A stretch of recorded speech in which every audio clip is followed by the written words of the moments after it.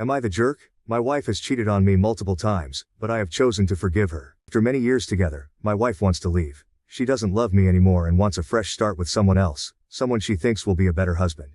She wants me to move out of our house, the one we built together for over 10 years, which includes raising our 8-year-old child. We've been married 10 years and have a sweet, well-behaved 8-year-old daughter. Everything felt great, good job, happy family until I found out my wife was seeing someone else. I was struggling with depression for a while and couldn't give her the love and attention she needed. This made her feel lonely, and she found comfort with someone else. It hurt a lot to realize I wasn't enough, especially when I was trying to get better in therapy. When we finally talked things out, it was a big fight. I was crying in church when her calls kept coming in, like constant reminders of the broken trust. At first, she denied everything, but the evidence on her phone was clear. There was no way around the truth, and it felt like our chance to fix things together was gone. Then, she finally admitted she was wrong. She cried and promised to end the affair and work on our marriage. I wanted to believe her, but it's hard to trust someone who betrayed you. A few weeks later, I suspected she was still seeing him, and my phone check confirmed it. My hope for a happy marriage disappeared. I was angry and disappointed. I packed my bags, ready to leave. But when I confronted her, she fell apart, crying, and even getting sick. Seeing her like that, I couldn't leave. I wish I had walked away angry instead of feeling sorry for her. Many sleepless nights later, I had a tough choice to make. Our 8-year-old daughter weighed heavily on my mind. Because of her, I decided to forgive my wife. It felt risky, but I hoped it would fix our broken marriage. It wasn't easy. I was still angry about the betrayal, which broke our trust. But seeing my innocent daughter caught in the middle made me sad. She deserved a happy home with loving parents, even if it meant I had to put my feelings aside for a while. Forgiving my wife doesn't mean I approve of what she did. It was a careful decision I made for our daughter's future. I know she hurt me, but I hope we can heal and make things better. The future is uncertain, and there could be problems we haven't thought of. But by forgiving her, I'm trying to make things work again. I really hope it's the right decision, and that our family can finally find peace and happiness. Things were getting better between me and my wife. I found out she'd been secretly talking to her old boyfriend, and it caused a lot of fighting and sadness. But we both wanted to fix our marriage, so we decided to try to trust each other again and fall back in love. One day I had to go on a work trip. I was supposed to be gone for a few days, but I finished my work early and came home sooner than planned. I was excited to surprise my wife and daughter. I imagined how happy they'd be to see me. I couldn't wait to be back home with my family. The house was creepy quiet when I opened the door. No answer came back when I called for them. It felt weird, like a big empty hole opened up in my chest, making me gasp for air. Every unanswered call from my wife echoed in the emptiness, adding to the growing fear in my gut. Finally, I found her in the bedroom. What I saw wasn't just a betrayal, it was like everything broke apart. My wife, all tangled in the sheets with another man, looked up at me, surprised. But there was something else in her eyes too. Maybe defiance, maybe begging silently, that made me feel sick again. The air itself seemed to crackle with tension. Hot, raw anger exploded inside me, fighting against the crushing feeling of loss. Our whole life together, all the whispered promises, the shared laughter. It all felt like a cruel trick compared to this. I wanted to scream, to rage, but a lump of despair stuck in my throat, taking away my voice. Right then, I was a mess of mixed up feelings. The burning pain of betrayal, the smothering weight of a broken heart, and the bitter taste of shame. It was like a scene from a terrible dream, a nightmare so real it felt like it would scar me forever. He stood up and left. I calmly walked towards her. She turned to look at me, and I saw the pain and guilt in her eyes. "I'm so sorry," she whispered. "What happened?" I asked, my heart pounding. She took a deep breath and began to tell me the truth. It turned out that she had never stopped seeing her ex-lover. She had lied to me about cutting off contact with him, and they had been meeting in secret all along. I felt like 1,000 knives were piercing my heart. The pain was unbearable. All the trust and hope that we had worked so hard to rebuild had been shattered in an instant. I didn't know what to say or do. I just stood there, frozen in shock and disbelief. Finally, I turned and walked out of the room. I didn't know where I was going, but I needed to get away. I drove for hours, not knowing where I was going or what I was going to do. I felt lost and alone, and I didn't know how I was going to face my wife and daughter again. Eventually, I pulled over to the side of the road and got out of the car. I stood there for a long time, staring out at the horizon.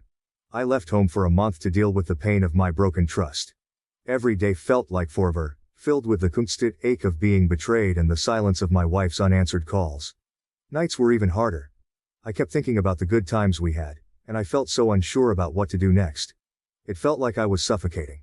I went to places that reminded me of our happy times, but it only made me feel worse. Everything seemed dull and lifeless, just like I felt inside. I tried to forget the pain by drinking a lot, but it didn't help.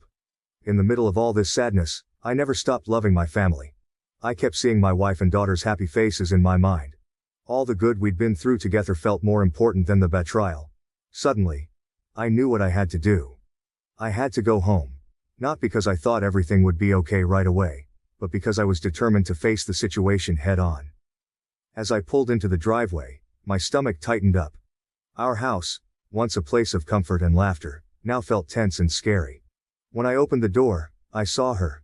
Her eyes showed all the confusion and worry she was feeling.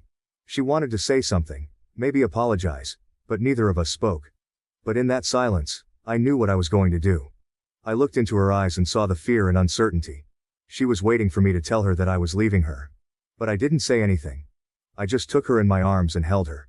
We stood there for a long time, holding each other. I didn't know what the future held, but I knew that I was going to face it with my wife by my side. That winter, I had to go on a business trip for 3 months. The biting cold of winter seemed to seep into my soul, making me miss my little family even more. Darkness enveloped the house when I returned, giving me a creepy, scared feeling. The scene before my eyes was like a reenactment of the horrific memory from that year. The haunting fear of my wife's betrayal came flooding back, making me panic and choke up. I called out to my wife and daughter, but there was no answer. The house was shrouded in darkness, eerily silent. With heavy steps that felt like they were carrying the weight of the world, I walked up the stairs. Taking a deep breath, I slowly opened the bedroom door. And the sight that greeted me made me choke with emotion. My wife and daughter were sleeping soundly on the bed, their faces serene and peaceful. The soft glow of the nightlight added to the warm atmosphere of the room. The road to forgiveness is long and challenging, but it is possible. We are committed to making our marriage work, and we are confident that we can overcome this obstacle. We are stronger together, and we will get through this together. Thank you for watching. If you haven't subscribed yet, please do so and hit the notification bell to stay updated with more shocking real-life stories happening around you. Cousin called me at midnight to babysit her grown kids. I said no, chaos followed, and now I have a restraining order. Even though I hardly knew her or her adult children, I declined my cousin's midnight call asking me to watch them. I have my own life, work full-time, and am 28. Being 28, you know. Naturally, that is irrelevant because it seems that I should always schedule time for my family. I know maybe 7% of them by name and 15% of them by face, but let's overlook that. I'm sorry, but someone is sure to get bogged down in the details with the 400 Mildreds, 250 Lindas, and 800 Stephanies, Chelseas, and Janets I see once every full planetary alignment. Naturally, when my parents, grandma, and siblings are all free, I make time for them. Being the youngest of 3, I work at the most forgiving job, even though it's not that bad. I also schedule time for other people I see on a regular basis. Well, let's get back to the funeral. Throughout the pre-ceremonial event, I kept getting the question, "Do you remember me?" And, "Are you aware of my identity?" To prevent any discomfort, I responded yes, yes, and yes. It's been a long time. One of my cousins, of whom I have no recollection but who evidently speaks to my mom on a daily basis, approached me during that time and introduced me to her children. We said hello to each other. According to their mother, they had been eagerly awaiting my arrival and appeared ecstatic to meet me. What the expletive? Was the first thing that came to me, but I ignored it because I wasn't in the right frame of mind. My cousin informed me that her children were in my state, around 40 minutes away from my home, and that they were roughly my age. I thought, oh, that's awesome, but I didn't give a damn. She said she would discuss it with my mother and proposed a little gathering later this year. Yes, all right. I took it as a cool, I don't have to worry about it, and went on, even though I'm not 14 anymore and don't need permission to do anything. Let's travel ahead to roughly 45 minutes. I receive a call at around midnight from a number located in the city where the majority of my family resides. Furthermore, the location is quite specific, too specific to be spam. I panicked, of course. My late grandfather was only a few years older than my grandma, who was down there at the time. Call me suspicious. I picked up the phone. Hi, name. It's your relative. How are you? My thoughts are, who the expletive? However, I answered, hey, what's up, is everything all right? Yes, she responded, as if perplexed by my inquiry. Everything is all right, just checking in to see when you're free to get lunch this weekend with her children's names. I felt like that meme with all the mathematics going about after I eventually figured out who this was. This woman couldn't have contacted me at almost midnight to arrange your expletive playdate. I'm sorry, what? I said. Remember at the funeral? She said. We discussed getting together later with you and kids' names. In addition to son's name, applying to university, daughter's name is transferring there for her junior year. I was thinking that we could meet after their Saturday morning tour, and you could take them out to lunch. Alcohol is just nowhere, son's name is just 18. Hold on. What? She claimed they were about my age, but her son is incapable of drinking, as I clearly recall. She then begins to babble about how her daughter, who is 22 years old and doesn't know what moderation means, isn't permitted to drink unless she or her husband are around. What on earth would a 28 almost 29-year-old have to discuss with an 18 and 22-year-old? Perhaps I'm the only one who thinks this. Don't use drugs, concentrate on your studies, and don't get anyone pregnant. What's the topic of discussion? In addition, I don't even know these individuals. I was gasping and squawking on the phone before I even realized it. It was not appreciated by my cousin. I muttered, yeah, I don't think so, but I was too busy laughing to hear what she was saying. I don't get off until around 8 p.m. on Saturdays since I work a double shift. Well, first of all, I don't know what's so funny about what I said, she shot back. Additionally, you may simply have a wonderful supper or do something else. 8 p.m. It's not that late, I had lost all patience by now. Ma'am, this isn't Star Trek, and I work about 40 minutes away. After an 11-hour shift, I'm not in the mood to babysit, and I won't be arriving home until about 9 o'clock. Although this is a college town, I can suggest a few places for you guys to check out on your own. There aren't many locations that don't serve alcohol. They do have other drinks, after all. She said. Pardon me. I am aware that your mother did not teach you to treat others rudely, especially your relatives. I don't know you, dude. You're calling me at the most inconvenient time to arrange a get-together with your children, who are not my age, and I have no idea who you are. You're all young adults, girl. I cover the cost of my own health insurance. We are not alike. Do not call me again, please. After hanging up, I had a brief argument with my fiancé, who had been awakened by this absurdity. I'm not going to hear the end of this during regular waking hours, of course. In a subtle way, I hoped she would wake up and complain about me so my mother would scold her for phoning us at such an inappropriate hour. However, I am aware that my mother will point out that I should have been a bit more polite. To be honest, I believe I did okay by refraining from using profanity during the discussion. Perhaps I'm simply talking about my zero expletive tolerance. Update. It turns out that by making a joke about my cousin calling my mom to complain about me, I jinxed myself because she actually did just that. She awoke my hard-working, impoverished mother to spy on me. In my opinion, my mother is a complete gem, yet I have witnessed her attack others like a rogue chainsaw. Her charming fairy act wasn't a lie to me. Tinkerbell has a tendency to be petty. She mentioned that she said some words, which is her way of stating that she cursed, but she didn't tell me exactly what she said. After saying one sentence, she hung up. My mom contacted my cousin back to get the whole story when she had gotten up and had her coffee. She gave me a call at that point. My mom questioned me, did you make a Star Trek reference during a conversation with your cousin as to why you wouldn't be able to have dinner with her kids? As soon as I answered, and I could tell she was struggling to maintain her composure while being a mother. Indeed, I did. Since I only have a car and still need to pay gas, she was giving the impression that I had a transporter in my pocket. Over the phone, I could definitely hear her trying not to laugh. Honey, I don't think she gets your sense of humor. Well, that should come as no surprise given that we don't even know one another. At that moment, my mom burst out laughing so loudly that my dad could hear it from a different room. Through the speaker, I could hear him laughing. My mother didn't have the strength to tell me to apologize just yet, even though I know she wanted to. She advised me to wait till my cousin had calmed down a bit, but she would keep me updated. I was traveling to work at the time of this call, which is what nearly caused me to crash my car. I understand that what your cousin did was absurd, but do you think it was appropriate to laugh at her? My mother asked. I won't reveal precisely what Mom told me next, but it seems that in her initial outburst, she had come up with a rather colorful moniker for my cousin. The N-word appeared in the name, but don't worry, we're all black. I had never heard my mother use that word in my entire life. She was so furious that I'm shocked she was able to contact this woman back, much less engage in a normal discussion. Therefore, I believe it should be clear that nobody in this household should be concerned about my urinating. I'm a bundle of kittens in comparison to my mom when she's exhausted. Second update. From now on, I shall refer to her as this raccoon dog since I have officially had enough of her. Her name is in my contacts as well.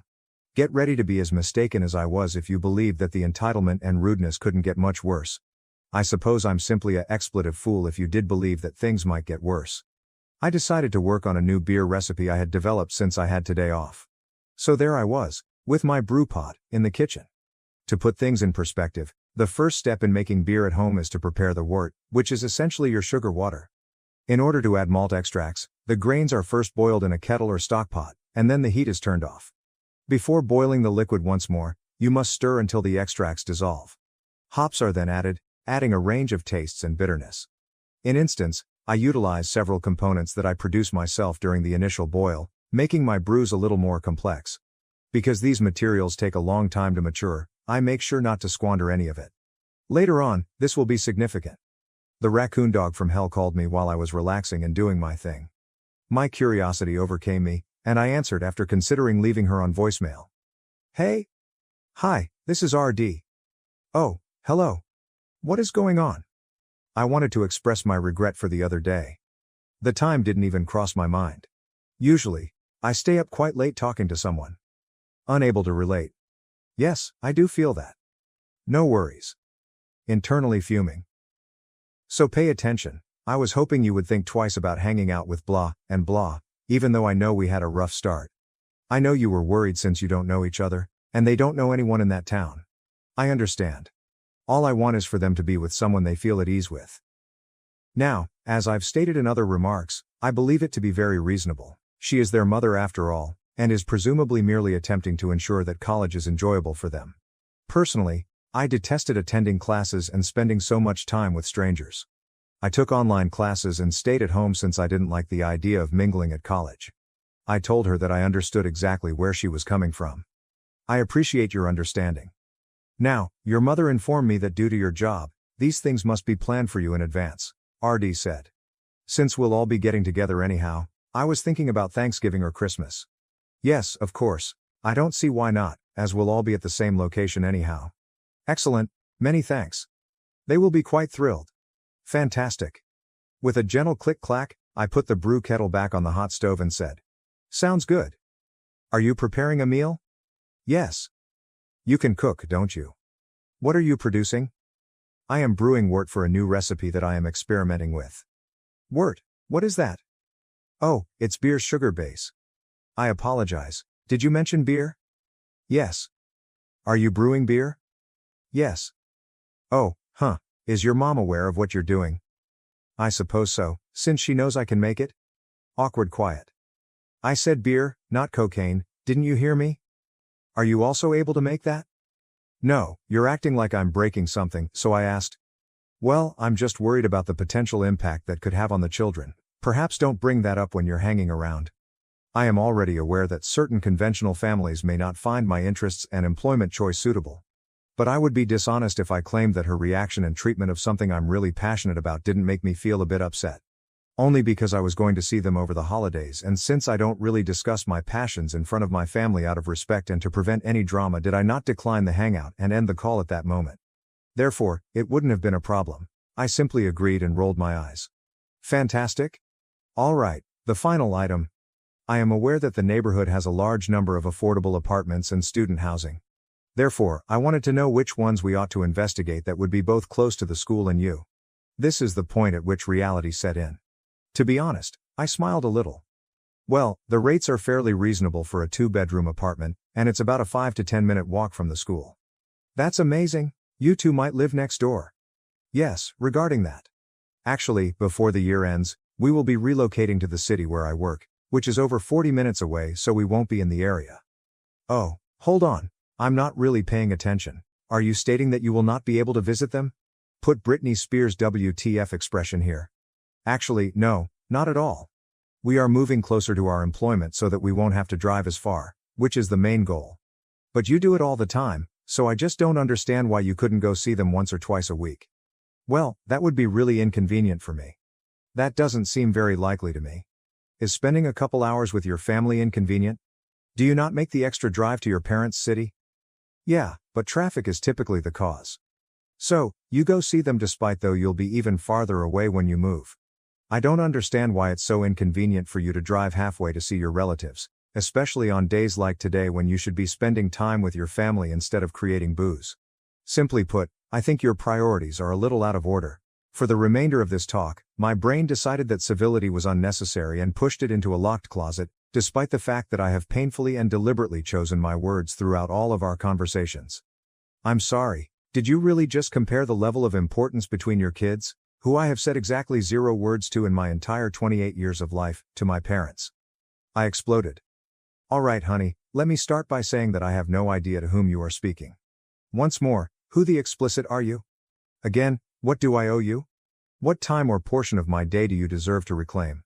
Why have you returned to my life? If we hadn't crossed paths again, what would I miss? Oh, nothing, since I don't know you explicitly. Furthermore, I don't have an attic, so I don't care if you choose to move in. Years before I can even recall your explicit name, I'm going to visit my folks and deliver them all the homemade alcohol I desire. And explicit you for diverting my attention as my explicit word is now ruined due to my kettle boiling over. I nearly lost it when I heard my fiancé laugh out loud in the adjacent room, but that was in the heat of the moment. I sounded like an irate Bubbles from the Powerpuff Girls, he said later. Since I was so focused on getting the sticky mess of my damaged mixture off my stove and floor before my cat could get to it, I honestly can't recall if she said anything else after that. I hung up after saying an irate "see you on Thanksgiving," which was all I could manage in my annoyance. Although I haven't heard from anybody else since, I'm quite certain that nobody will have the audacity to bring it up given how out of character that blow-up was for me. I don't get angry very often, so when I do, my parents usually just make sure I'm alright and prevent anyone from bringing it up later. I have to give my fiancé credit for making me laugh so fast at the absurd noise I made when I saw the pot boil over when he came to assist me clean up the mess. I asked him in jest if he believed I would be punished for that outburst. He claimed that he believes I frightened her enough to make her temporarily retreat to her trash den. Third update. I have had nothing to do at all for the first time since Thanksgiving. We appreciate everyone who took the time out of their day to read this, as it will be the final installment of this chaotic roller coaster. I'm glad I could keep you entertained. I know that most of you were anticipating some kind of media circus monstrosity family meal, but this is the moment you've all been waiting for. To be honest, so did I. However, this year, the goddess of chaos chose to be my best friend and made the holiday absolutely ideal for me. My family's Thanksgiving was cancelled. My fiancé and I had to work on Black Friday, my grandma stayed at home in remembrance of my grandfather, and my parents traveled to see my brother. Thus, we peacefully spent Thanksgiving at home. We watched a marathon of horror films while snuggled in our pajamas and enjoying a delectable supper and fantastic drinks that I had made. I was swooning over it like a fat cat in a tuna factory, and it was flawless. Then my phone rang, though. I choose to disregard the number because I didn't recognize it. They left a voicemail, but they could wait until tomorrow because I was on vacation for the holidays. Another call was received a few minutes later. The same figure. Then another. And yet another. And yet another. I was on the verge of enclosing my phone in a salt barrier in the hopes that it would deter this stalker. As the logical genius that he is, my fiancé recommended that I listen to the message, which I had entirely forgotten about. I turned it on so we could hear it. This is your landlord, SFM. Since the workplace is plainly closed, I'm using my personal phone. I apologize for disturbing your vacation, but I must have a call from you as soon as possible. You're probably wondering where the raccoon dog comes in, but I phoned her back in a panic because I had missed around 8 calls from this woman by this time. Oh baby, it's going to feel like Christmas. I don't have the entire discussion committed to memory, but I know I can get it very near. I remember what I said, and my landlord wasn't very professional throughout this call, don't judge, but I would have been furious too. I gave my landlord a call. Hey, she sounded as though she had discovered an entire turkey in the toilet. Hey, I'm so sorry, I didn't know this was you and I began. No, honey, I understand. Like everyone else, you were having a great time on vacation. Please don't even think about it. She cut me off. Here's a nervous laugh. So, what is going on? What's happening? Are you familiar with a woman named Raccoon Dog? She inquired. Her name was still a mystery to me, so I said, not off the top of my head, no. All right, so she's been berating our courteous cop for the last hour and a half and she knows you. She claimed that after you invited her children over, she is unable to contact you. Make sure that explicit didn't interpret my "see you on Thanksgiving" remark from our most recent phone conversation as an invitation to visit my house. I'm still having trouble connecting the dots at this point because I haven't spoken to this person in a month, and I was freaking out like a squirrel attempting to cross a busy street because my first thought when my landlord called me on her cell phone on Thanksgiving was eviction notice. I clarified that neither of us had invited anyone, thus I had no idea who this could be. See, that's what I thought, because you guys don't ever really have nobody around like that anyway, my landlord said, going into full nail salon black lady mode. Given that my fiancé and I are anti-social recluses, may my landlord rest in peace. The landlord went on. But she knows your identity, adding. And she has been requesting that we give her your room number without mentioning your fiancé.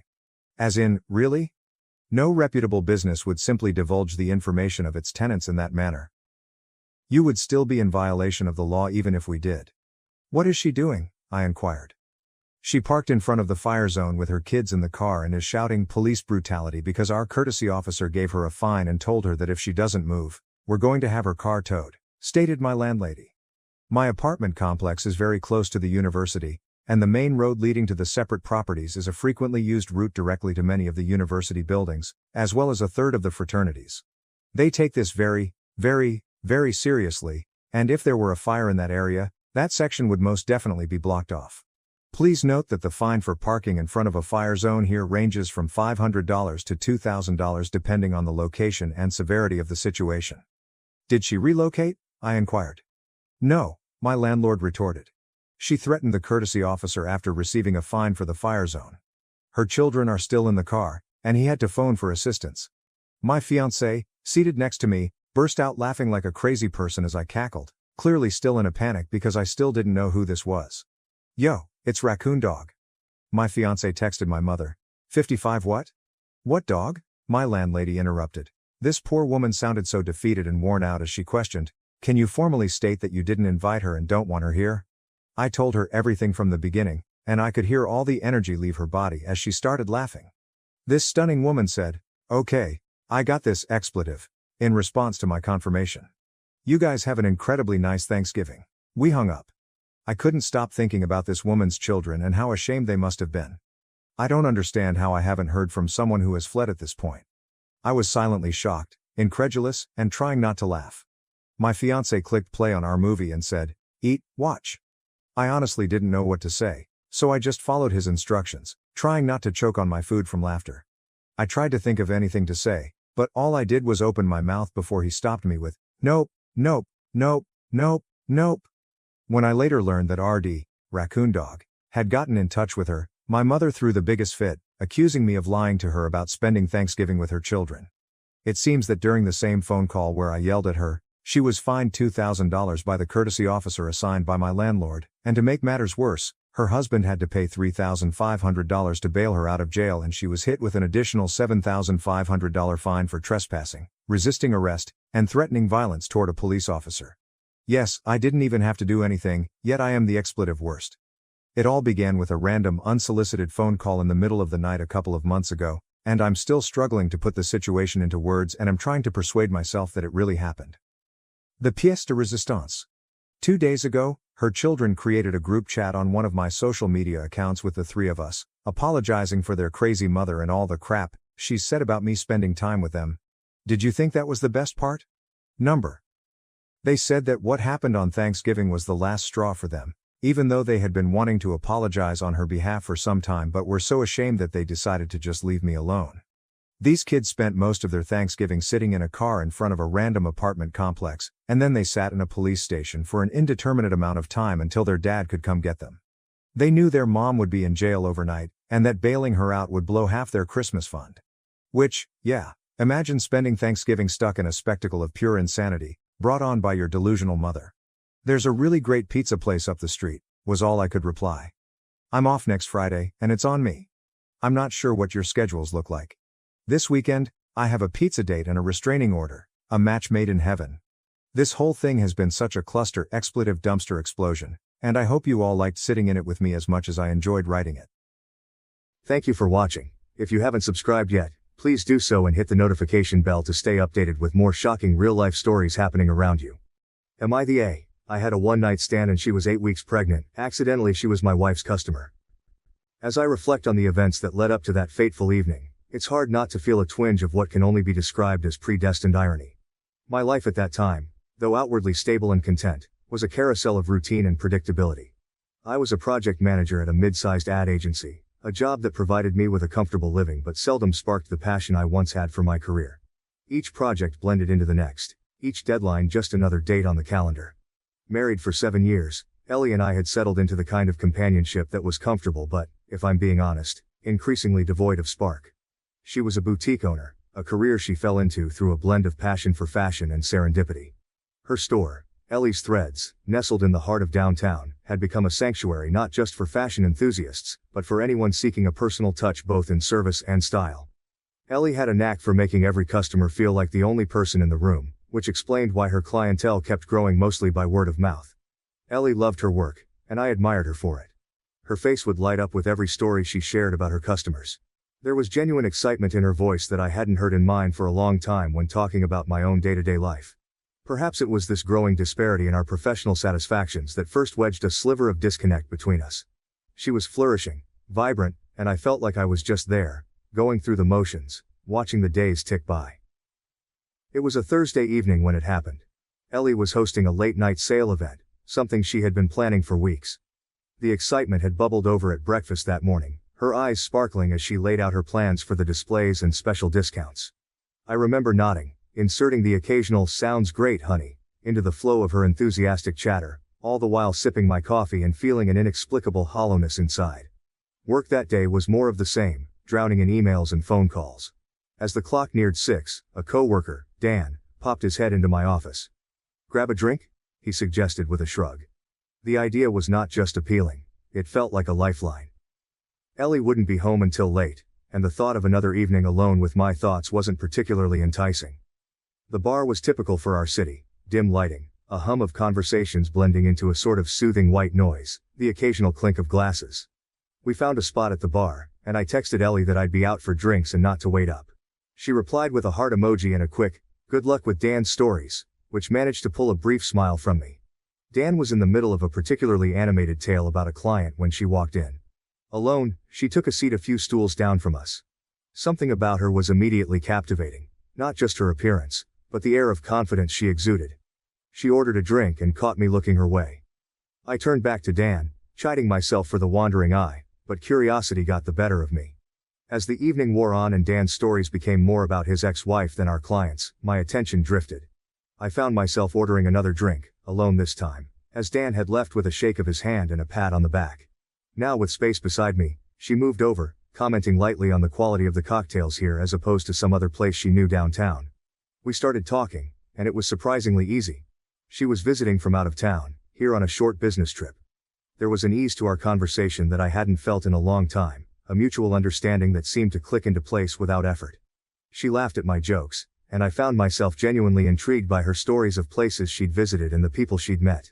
The bar's ambient music faded into a subtle backdrop as our conversation deepened. Her name was Mara. She had an air of someone who had navigated many cities, yet she carried no airs about her travels. Instead, she shared her experiences with a kind of earnestness that was both refreshing and disarming. Each story she told was punctuated by her laughter, a sound that seemed to resonate just at the right frequency to shake me from my usual reserve. As we talked, the initial casualness of our exchange slowly peeled away to reveal a more profound connection. We discussed everything from favorite books and films to our personal philosophies on life and the inevitable question of what happiness truly meant to each of us.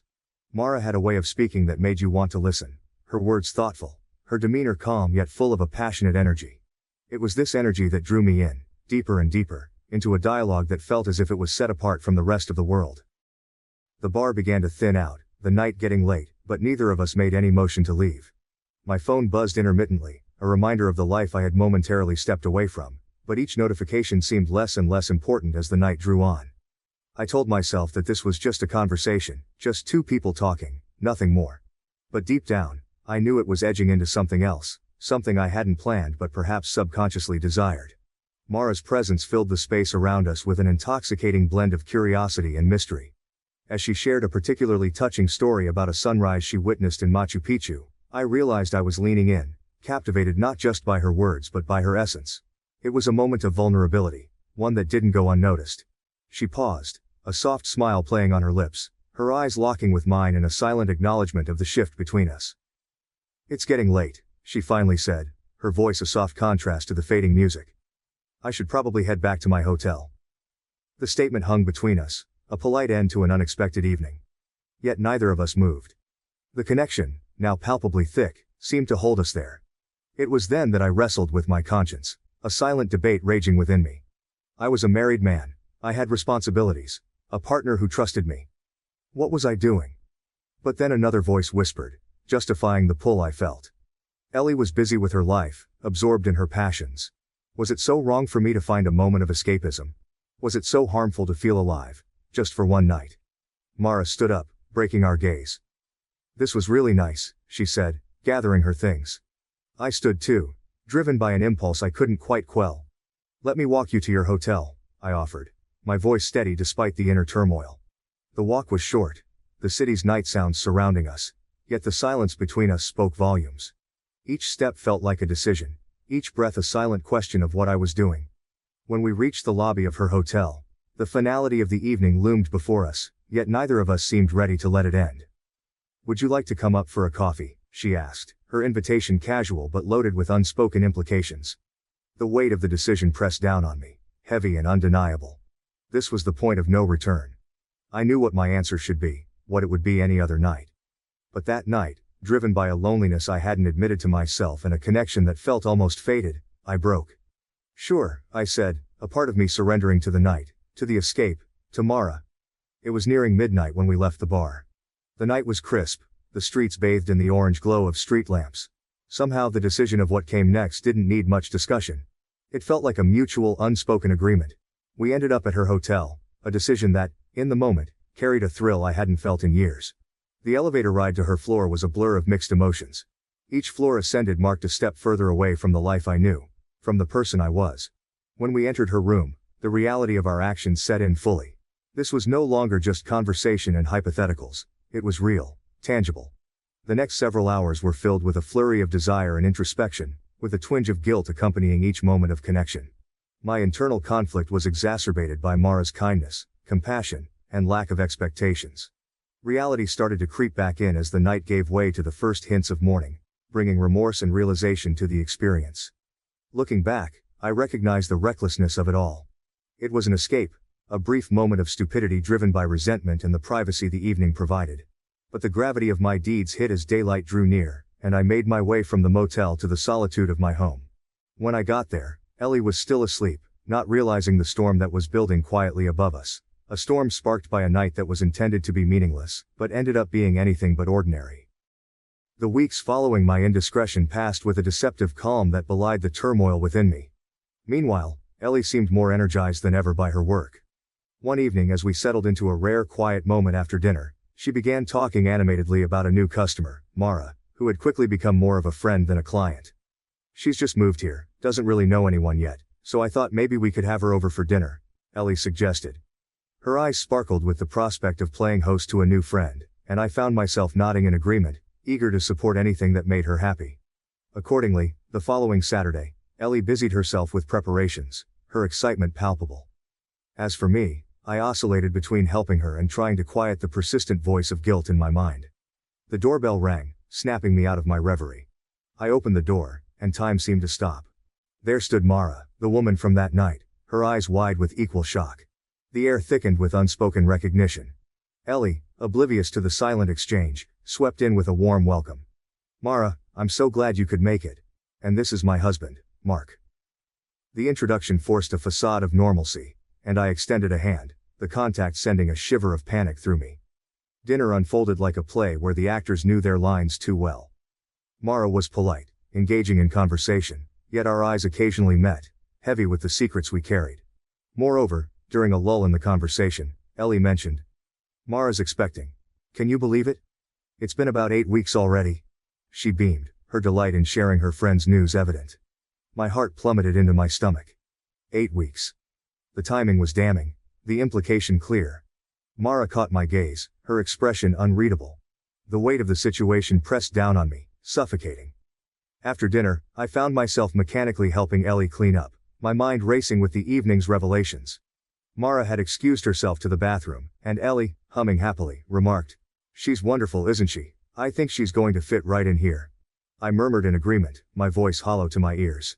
The irony that Mara was integrating into our lives in more ways than one was not lost on me. When Mara returned, Ellie suggested we move to the living room for coffee. There, amidst the casual chatter about neighborhood amenities and local events, I excused myself to fetch something from the kitchen, and Mara followed shortly after. Alone, we faced each other, an awkward silence stretching between us. "I didn't know you were," I began, unable to finish the sentence. Mara looked down at her hands, then back up at me. "I found out after our night," she said quietly. "I'm keeping the baby. It's something I've always wanted, and it feels like the right time." Her voice was steady, her decision clear. I felt as if the room was closing in on me. "Does this change? I mean, does Ellie need to know?" I stumbled over the words, fear threading through each syllable. Mara shook her head slightly. "I don't see why she needs to know about us. This baby. It's mine. And I'm not asking anything of you." She spoke with a finality that left little room for argument, yet the enormity of keeping such a secret from Ellie weighed heavily on me. Returning to the living room, I was quieter than before, lost in thought over the right course of action. Mara soon made her excuses and left, the door closing softly behind her, echoing like a quiet judgment on my actions. That night, as Ellie and I lay in bed, her contented sighs contrasted sharply with the storm of anxiety and guilt raging within me. The secret I carried was now twofold, complicated further by the impending arrival of a child that might be mine. The fear of losing Ellie, the life we built together, and the respect she had for me battled with my conscience, urging me to come clean. Nevertheless, despite my best efforts to justify myself, none of them seemed sufficient to bridge the gap that had appeared in my life overnight. The choice of whether to reveal or keep quiet hovered over me like a pendulum, ready to swing at any time and have disastrous effects. The next day with my couple, as Mara excused herself from the dinner table, claiming a need to freshen up, the silence she left behind was deafening. Ellie chatted about her plans for expanding her boutique, her words floating over me like a distant melody. My mind, however, was trapped in a vice of fear and guilt, fixated on the brief intense exchange I'd had with Mara in the kitchen. Returning to the living room, Ellie was animated, discussing community events and possible collaborations with local artisans. Mara rejoined us, her demeanor calm, betraying none of the storm that had just unfolded between us. She listened intently, nodding and smiling at appropriate intervals, but her eyes occasionally flicked my way, a silent reminder of the conversation that was far from over. After dessert, Ellie suggested we enjoy some coffee on the back porch. The night was clear, the stars a tapestry of light against the dark sky. The casual setting did little to ease the tension I felt. Mara excused herself early, citing a long day ahead. Ellie, understanding as always, walked her to the door with promises to catch up soon. Left alone, the weight of the evening pressed uncomfortably around me. The house was quiet after Ellie returned, the soft clink of her placing the coffee cups in the sink echoing through the stillness. She sensed my unease. "Is everything okay? You've been quiet tonight," she inquired, her voice laced with concern. "I think we need to talk," I started, my voice barely above a whisper. The words felt heavy, each one a step towards an abyss I was terrified to confront. Ellie turned, wiping her hands on a dish towel, her expression shifting to one of apprehension. "What's wrong?" I led her to the living room, gesturing for her to sit.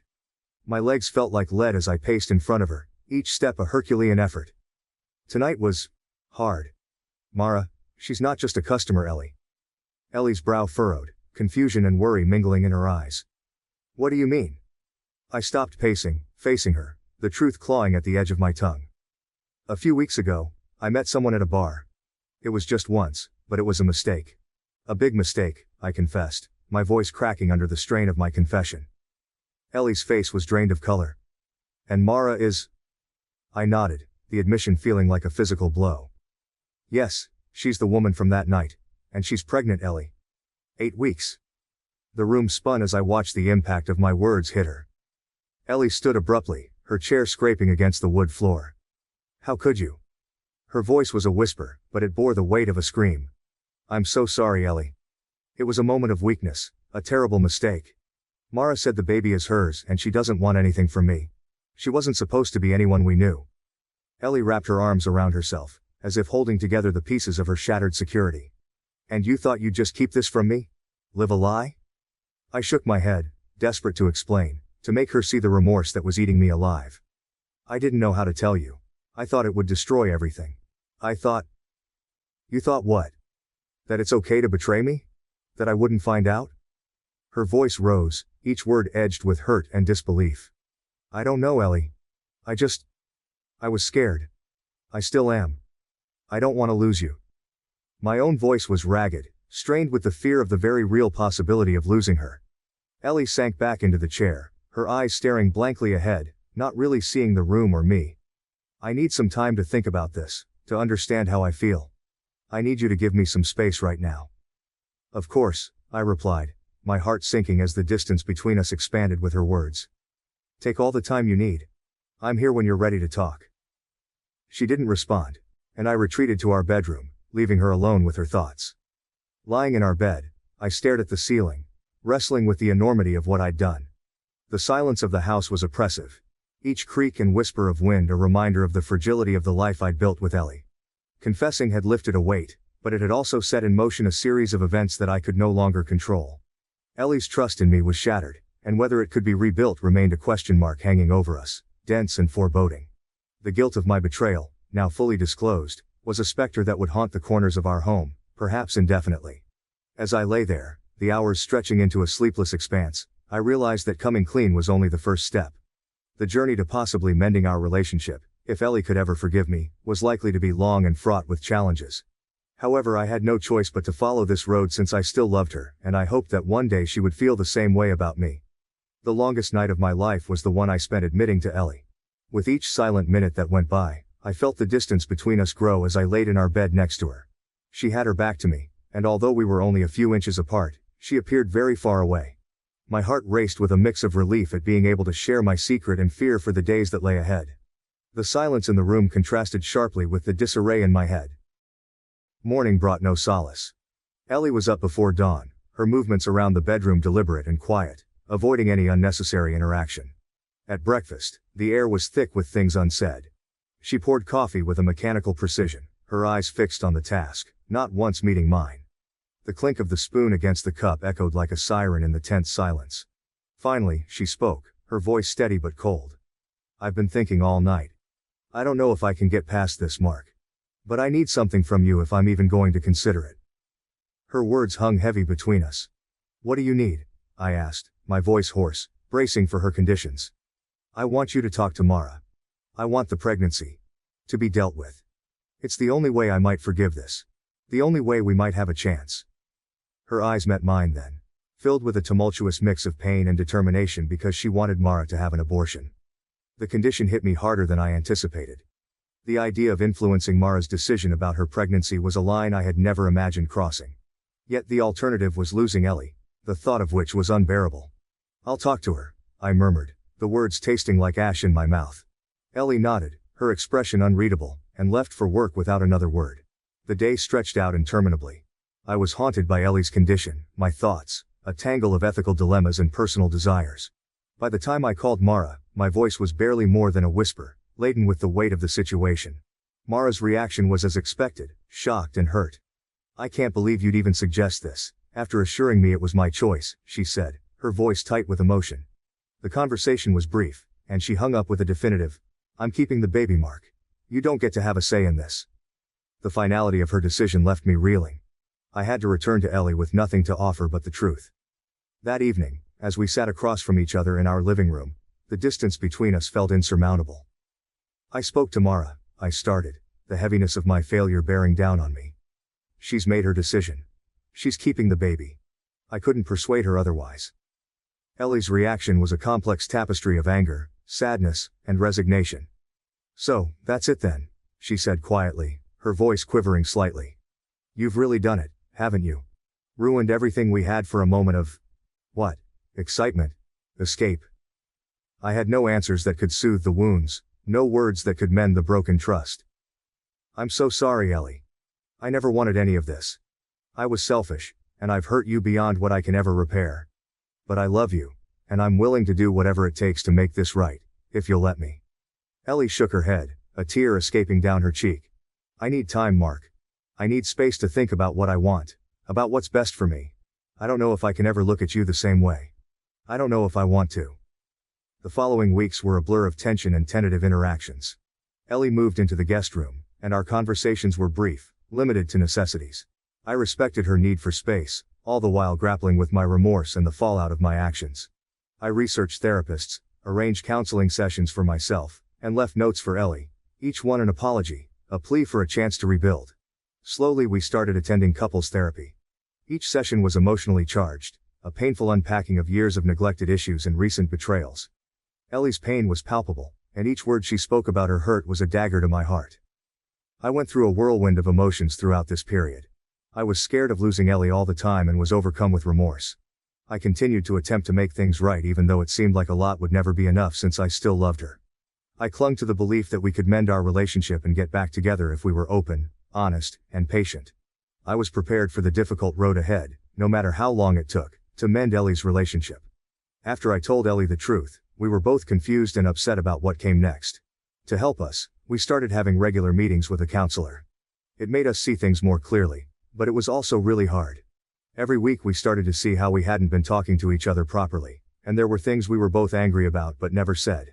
The lady counselor was kind but also straightforward. She helped us talk about tough topics, like whether we should push Mara to make a certain choice about her pregnancy. Ellie was torn emotionally and morally, and she wasn't sure what to think.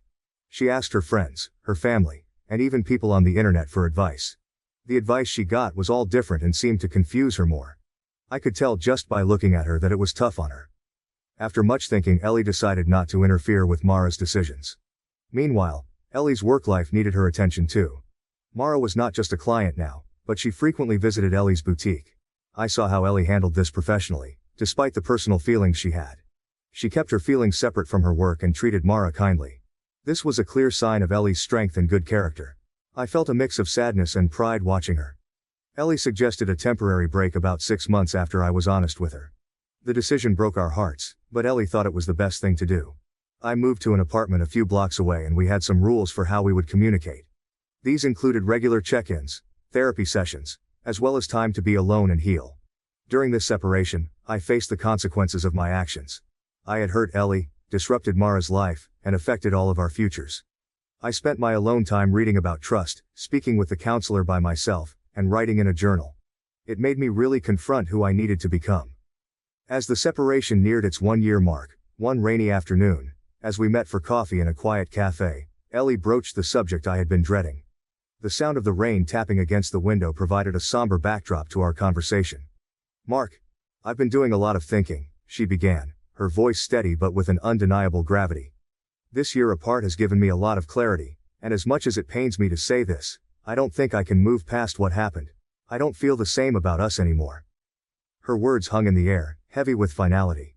The future I had been tentatively hopeful for crumbled in an instant. "I think it's best if we start thinking about divorce," she continued. "I need to start a new chapter for myself. One where I don't have to constantly fight shadows of the past." The shock of her decision hit me with overwhelming force.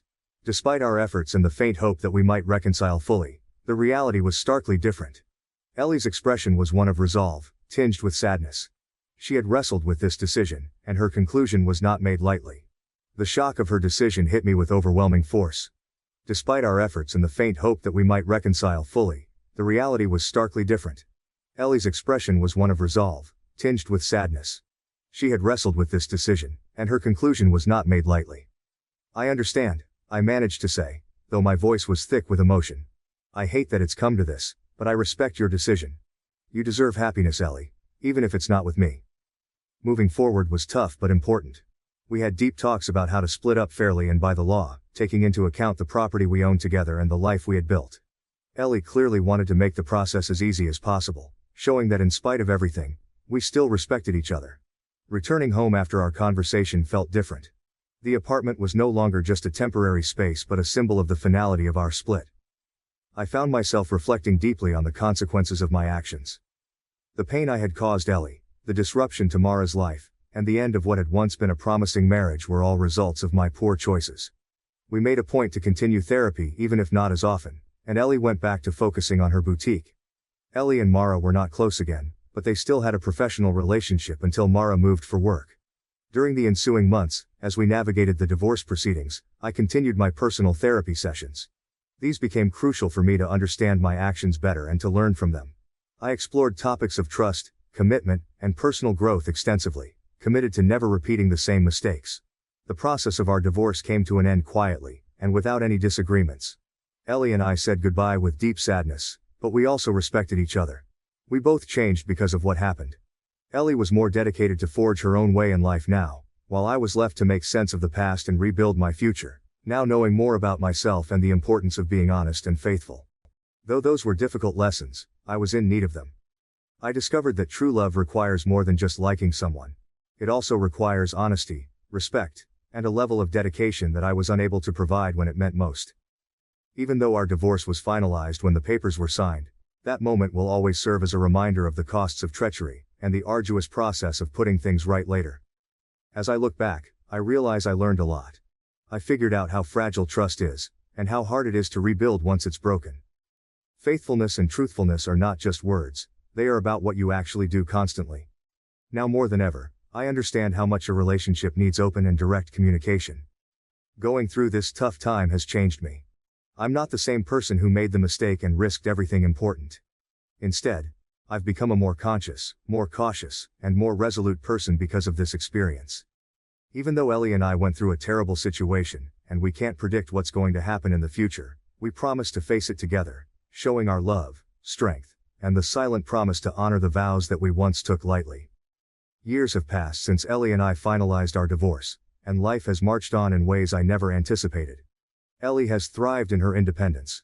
Her boutique, Ellie's Threads, has expanded into an online platform, blending her keen fashion sense with an intuitive grasp of digital marketing.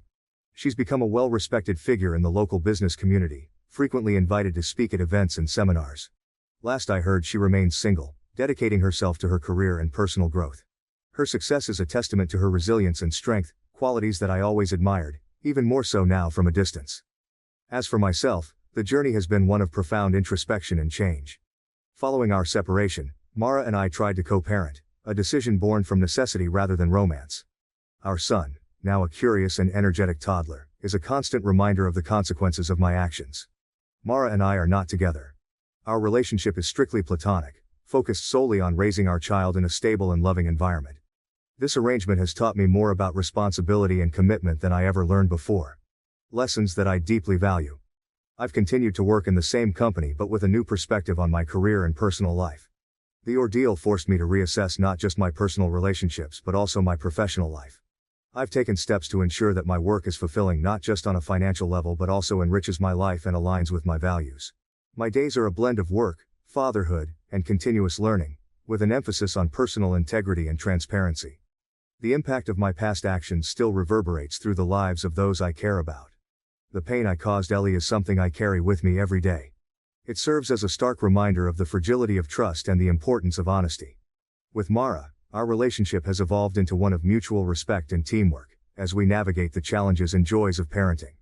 Reflecting on everything, the greatest lesson has been understanding the ripple effect of one's actions. The choices I made not only altered the course of my life, but also affected the lives of Ellie, Mara, and most importantly, our son.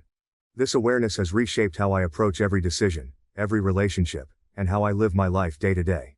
As I think about what's ahead, I plan to be someone my son can depend on and admire. I want to teach him important values like being honest, accepting our weaknesses, and being good and fair, through the way I behave. Life continues to teach me new things through its many complications and difficulties. I'm thankful for the lessons I've learned from messing up and the opportunity to correct them little by little each day. The path I'm on is not over yet, but I am dedicated to continue it while being real and mindful. I hope to fix the past and work towards a better future for everyone affected. Edit. As someone who listened to the story and was allowed to upload it on this channel, I also asked for permission to comment on his story at the end. Honestly, he is someone who should be rejected from this life, LOL. It's impossible to cause such a thing and just say a few words to ease his feelings. The way he stood from afar, watching his wife develop and shouldering everything alone, made me feel so sorry. I admire Ellie. If you have the same opinion as me, comment number 1 or yes and no number 0, then add your personal opinion. I am sure that the owner of this article will read and update it regularly. Thank you everyone, for listening until now and always enjoying the stories on my channel. Kiss kiss.